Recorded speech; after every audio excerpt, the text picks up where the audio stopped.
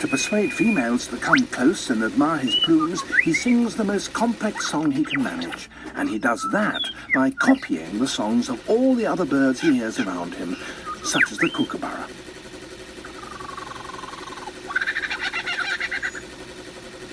It's a very convincing impersonation.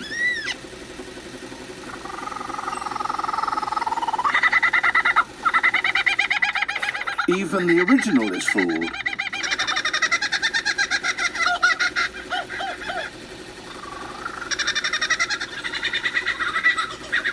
He can imitate the calls of at least 20 different species.